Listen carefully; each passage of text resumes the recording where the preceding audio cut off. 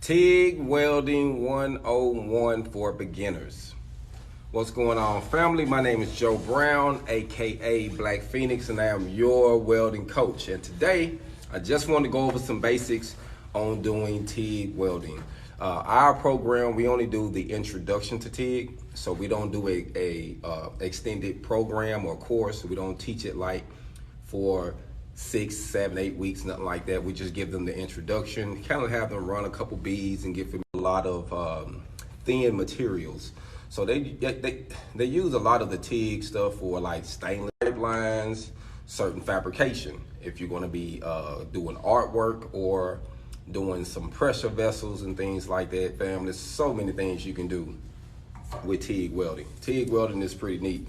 I heard an instructor the other day say that he think, in his personal opinion, that instead of starting a student out in stick welding, because stick welding can be difficult. It is a little difficult getting started with the sparks and flames and smoke and all that stuff you have to look out for, on top of you trying to keep a straight line, and so it's a lot of different variables in stick. So we get that, but we really think that the guy said he really feel like if you start a person out on TIG welding, it can kind of help them control the arc a little better, kind of give them the concept of watching the puddle, because with the stick, all that stuff is going on, so sometimes it can be hard to watch it. But with the with the TIG though, it's a little bit easier. It's cleaner. Stick, all that stuff is going on, so sometimes it can be hard to watch it. But with the with the TIG though, it's a little bit easier. It's cleaner. I used to tell people that people that can TIG weld, you can come in with your $1,000 suit on, do your little TIG weld, hit the dope. You know what I'm saying? Like it can be very, very, very clean. So TIG welding is a plus. It was actually the last process that I learned how to weld when I was welding. The last process that I was doing was MIG, and then I went to TIG was the last thing.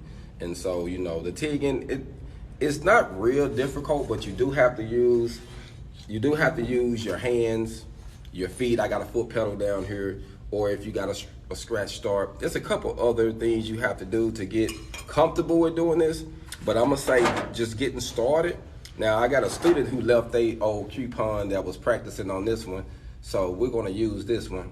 And first, getting started, I would say you just wanna run a bead. You wanna run this finger across the metal with no filler metal. Just getting used to running it, and then coming back with the other hand. So we're gonna do that just a couple times. And I would say this, fam, the main thing you wanna do is not to stick it with the other hand. So we're gonna do that just a couple times. And I would say this, fam, the main thing you wanna do is not to stick it, in some tight spots, doing certain things, unless you are fabricating and making some things from home. But TIG welding is pretty cool. The only downside to TIG welding, it takes a little longer to do. Like stick welding and flux and MIG welding, we could do a bead, it'd be done, ready to go. TIG welding takes a little preparation. It don't take a whole lot of time, but it is a slower process. So normally you won't see a lot of a manufacturing shop with 20 TIG welders and everybody TIGging. Now, normally you're gonna see shops like that gonna have MIG welding or flux core, something with a gun. You can hit and go, you know what I mean? But this is more of a slower process, but it is needed for alloys, for stainless, aluminum, and other alloys. So the first thing I would say, do, family, is get your setup, and let's just run a bead. I got one here I'm gonna run right beside it, so it's good to run right beside the toe of each weld to kind of get that concept embedded in your mind, knowing that you need to run beside the toe of each weld. Now, this has come with stick welding, MIG welding, flux core welding, that concept embedded in your mind, knowing that you need to run beside the toe of each weld. Now, this has come with stick welding, MIG welding, flux core welding. It's all the same. You want to keep your tungsten under the gas, so that way it's being shielded. If you take it from under there, you could actually contaminate your tungsten. So you contaminate your rod. You don't want to do that. So you want to kind of keep it under the shielding gas at all times when you're using the filler rod.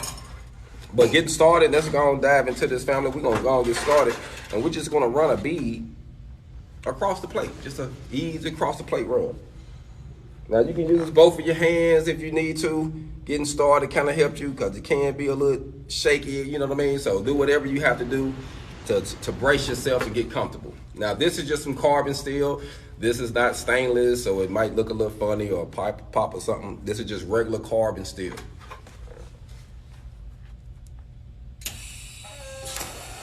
Normally I like to, as soon as I said it, I stuck it. Normally I like to get it started and try to get all those impurities off the ends of it. Once you get them, so I got it set on about 215 amps maximum to get me started, to get this lit. And then I calm it down some. So depends on what you're welding on, especially if you got a foot pedal. If you push all the way down on your foot pedal, it's going to give you all your amps. If you push slightly and halfway, you can see the arc spreading. So the main thing is you don't want to, I would say getting started, I go on and hit it and get a real good hot start, and then you can ease up off of it till you see the puddle. You want to control the puddle. You don't want it real hot or anything like that. And for those who are wondering, I'm in Little Rock, Arkansas. At the Goodwill Academy off of Scott Hamilton Drive. This is a 16-week welding program that we teach here. 16 weeks. We teach stick welding, flux core welding, and MIG welding, and the introduction to TIG. Now, this is a 16-week course, but like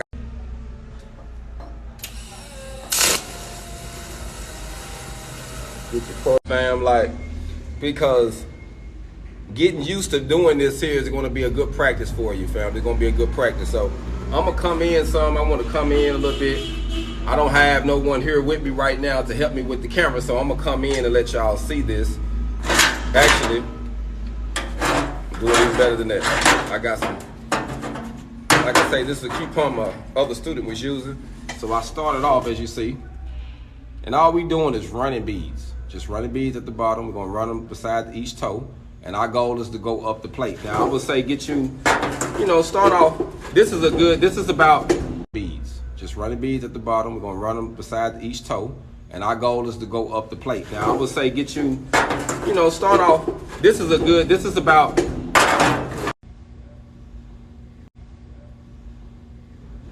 Let me see if I can go back, see if I got any questions real quick. My bad, fam, because I can't catch everybody. Salute. Thanks for checking in, fam. Thanks for checking in. This is gas. I'm using argon gas. So for those who want to know what type of gas I'm using on this TIG welding process, this is argon. I'm using 9010. So I'm using 9010 argon. You can use 100% argon. It's all on the individual. My bad. I seen some. Trying to see what that was. I guess I touched this up against the plate. Oh no, it wasn't. It was these. I'm trying to figure out where this little film I was getting came from. So let's dive in this time, fam. And we're going to use the filler rod. So we're going to use the filler rod this time. And like I say, we're going to go from left to right because I'm right-handed. And our goal is to lay down a straight bead right beside that one. And we don't really want it to be humped up. We want to try to get it smooth.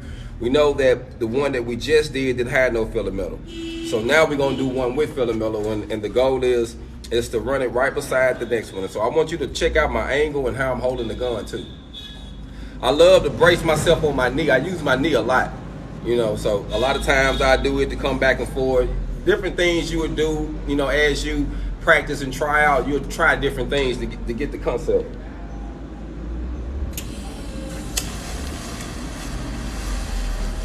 I love getting my puddle going.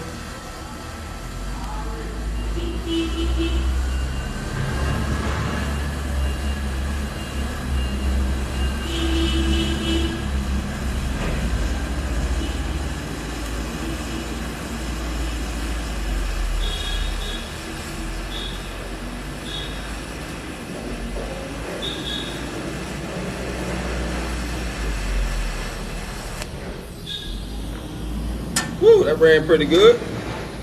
Ran pretty smooth. Like I got some paint or something on there. It's burning off now. So, you notice how I kept the tungsten under there the whole time. Hold up, I see I got a question. Good question. Hold up. Let me see what y'all talking about. On a plate this size, this is a 3/8 plate. So I'll run it at least, I got around 215 amps on this 3/8 plate right now. Okay, I will make a video like that. Thanks for asking me that. I'll come back and do another one like that. Yeah, it all depends on how thick the material is. It all depends on how thick the material is. If the material isn't that thick, you don't need to run that many amps. If you're doing some small things, 75, 90 amps probably be great.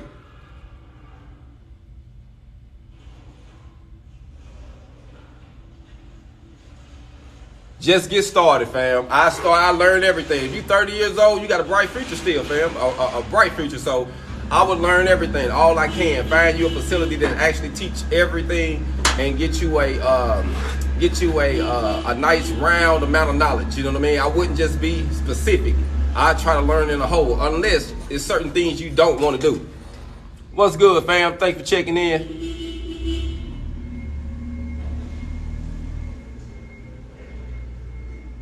I talk about setting up the TIG machine. Okay, I'll come back to that.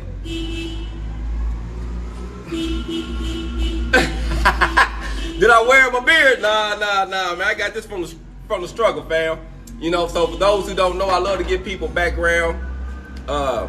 I learned welding out of prison. My mama introduced it to me while I was in prison doing an 11-year sentence consecutive. I got locked up at 15 years old. My mom introduced me to welding at 17, and I got out of prison at 26. And I've been welding ever since, family. And I started combination of welding. I took my first course was in prison when Bill Clinton was still the president, and he kind of wanted to help us out a little bit. Those they locked up, you know what I mean? So what they did, they gave us free education. As long as we can get our GED and we pass certain criteria, we could get into the class. So I took a 40-hour combination of welding course. And then I went to college for small business management while I was in prison after I got my GED. I did all of these things in prison, family. All right, let's dive into it to get us one more.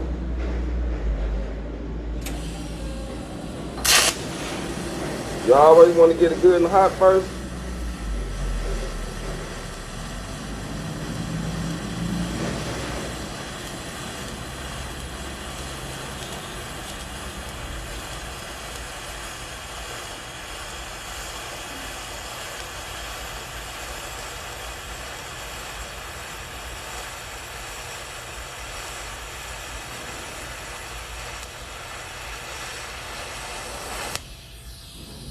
I love too when I'm getting up off of it, not to just pull up off of it like real fast. Don't do that.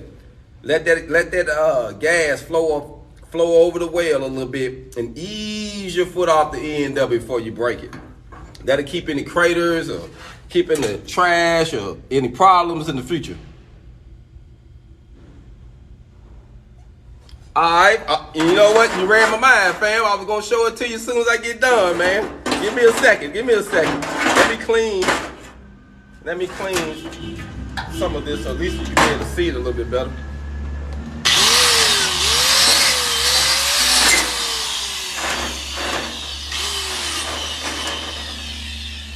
Like I say, I just did a couple there.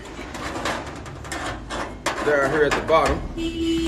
Hopefully y'all can see those down there at the bottom I just did. Like I said, we ran a couple without the filler metal, and then we just did a couple with the filler metal. So y'all can get y'all a good view of that. Hopefully you can see that. We dropped some dimes though, fam. Drop some dimes. So, like I say, the goal is just to practice, fam. Just like me, for instance, sitting here, man, I sit over here all day practicing doing this. I'll be drawing dimes. I'll be drawing dimes, fam. The more you practice, the better you will get. That's a guarantee. Practice, practice, practice. Appreciate it, fam. Appreciate it, fam. Like I say, the more you practice, the better you will get at doing this.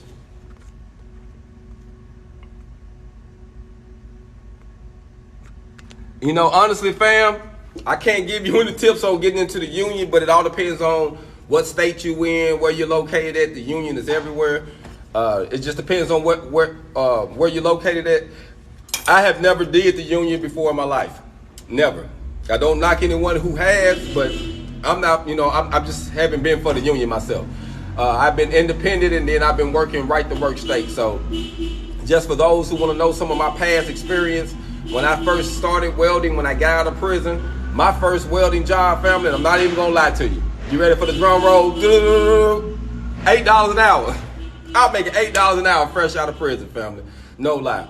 And it didn't take that long though. It was probably, like, no BS, 2-3 weeks after then, working for the same company, I went from $8 to $10. They just called me in the office and gave me a raise. They was like, hey man, we're gonna give you a raise. We like your work ethic, we want you to stay around. So I went from 8 to 10. And I think the only reason they gave me 8 starting out, because I was out of prison, checking me out. But I came to work every day, and the guy loved my work ethic, so I went from 8 to 10. And then when I left that job, I was making 11. And then when I left that area, I was making 14, I believe. I was in Newport, Arkansas, so I was around that area. When I left that area, and shout out to Fayetteville, Arkansas area, Springdale, Bentonville area, I went from 14 to 20. So I went from 14 from 20 just from changing locations, and still doing what I'm doing, steady learning, you know what I mean? But that's the most I made at that time in Arkansas. So I made it, I got a chance to make it right to work in Arkansas now. I made it all the way up to $30, but not in Arkansas. I made it in Arkansas, I made it to 28. So I made it up to $28 an hour in Arkansas, and I made it up to $30 total. And that was in Phoenix, being a foreman, field welder, installer, the full 9. So that's how much I made as far as punching the clock. Now, being independent family, I had made a consistent $65 an hour. I had made a consistent 125, depends on what I was doing with my rig. So it all depends on the individual. The more you learn and the more you invest into the craft, the better you'll be, family. So invest in the craft, learn everything about welding, and the more you learn, the more you earn, fam. So I just wanted to say that, and just wanted to give y'all just a quick little walk around of the TIG station real quick, and show y'all the welder, so someone asked me a question about it before I let y'all go. So with this setup that we have here, we got a Miller-Matic 255. And with this machine, I actually got 2 bottles you see hooked up. That's the TIG bottle over there. That's the argon. And this is 75-25 that I use when I'm doing flux and MIG. So, but right now, you see what I got to set on. I'm going to just show y'all some of my settings. And I was using a thicker piece of material, so that's why I had that many amps on there. But when you're practicing, I think it's cool if you do get a thicker piece. That way you can actually apply some heat on it, and it won't warp or mess you up or nothing like that. But I appreciate y'all for checking in with me, man. Y'all be blessed. Continue to get your hog on with me before I let y'all go. And for those, everybody always asks me before I let y'all go, where can I get some of your hog on t-shirts at, man? I love the hog on. Where can I get it from? I got all colors and kinds. Go on Amazon, put in hog on welding, t-shirts, hoodies, all that stuff will pop up, fam. Get your hog on with me. Make sure you tag me with a photo, and let's keep getting the hog on. I'll be back with some more videos, but this video should end this series that I'm making to help people that are beginners get the basics of welding. Y'all be blessed. I'm out. Hog on.